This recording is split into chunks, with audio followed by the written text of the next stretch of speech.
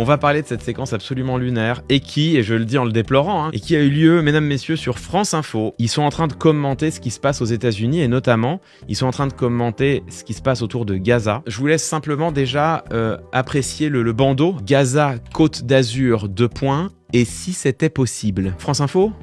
C'est bon? On vous dérange pas là? Genre, on va vraiment l'envisager? On va se dire que c'est peut-être une bonne idée? On va pas s'arrêter sur le fait que c'est une violation absolue de tous les principes du droit international, mais alors tous, hein. Le déplacement massif et forcé de population, c'est un crime de guerre, c'est un crime contre l'humanité. Le fait de nier le droit des peuples à disposer d'eux-mêmes, c'est une infraction du principe le plus élémentaire du droit international. Mais vous vous demandez si quand même on pourrait pas le faire? Là, ça n'est que le début. On va passer la séquence, hein, tant pis. Hein. Alors, on a beaucoup parlé de l'aspect politique de cette proposition de Donald Trump.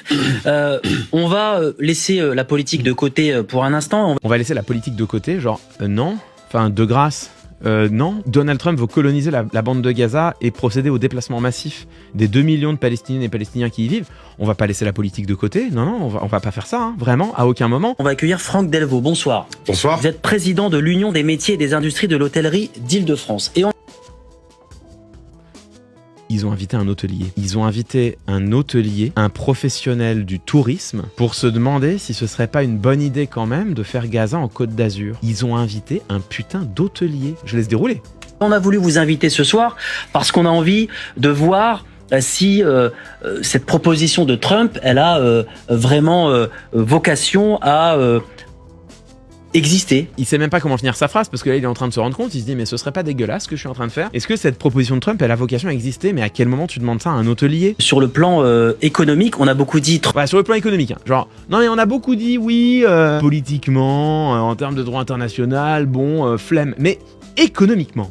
Est-ce que c'est possible? Est-ce que c'est viable? C'est ça qu'on se demande. Alors, c'est une règle en rhétorique et en négociation, sachez-le. Le moment où tu discutes des modalités, c'est que tu acceptes le principe. Si on vous propose dans une négociation une solution que vous refusez, mais alors absolument. Tiens, vous avez votre patron qui vous dit que vous allez passer à 100% en télétravail. Alors là, vous voyez la douille venir. Vous vous dites, ok, derrière, c'est l'opportunité de me faire travailler encore plus longtemps parce que je serai corvéable à merci. Vous voyez la douille venir. Vous vous dites, non, hors de question, je refuse le 100% en télétravail. C'est important pour moi d'avoir un ancrage dans la société. Si là, votre patron commence à vous dire, non mais d'accord, on a compris que tu voulais pas, mais est-ce qu'on pourrait au moins réfléchir aux modalités que ça pourrait prendre? Est-ce qu'on pourrait imaginer que la société prenne en charge tes frais internet? Quand tu commences à discuter des modalités, c'est que tu acceptes le principe. À partir du moment où tu discutes des modalités, l'autre en face va rentrer en fait dans la négociation, il va travailler à conclure un accord, et au moment où l'accord sera conclu, et où il dira bon bah voilà, alors dans ces conditions-là t'acceptes, et là vous allez vous sentir obligé de dire bah ouais, d'accord, bon, voyez. Et c'est aussi une règle en rhétorique, c'est-à-dire que si tu amènes l'autre à discuter des modalités,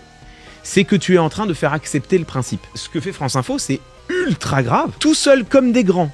En acceptant de discuter sur le plateau des modalités que pourrait prendre la colonisation de Gaza, en fait, ils sont déjà en train d'en accepter le principe. Ou pire, ils sont déjà en train de nous en faire accepter le principe. Tant que la discussion, ça reste, est-ce que c'est acceptable ou inacceptable? Les auditeurs et les auditrices se posent cette question-là. Est-ce que c'est acceptable ou non? Ils ont des arguments, ils les entendent. Bon. Mais dès lors que la discussion, ça devient quelle forme ça pourrait prendre? Est-ce que ce serait viable économiquement?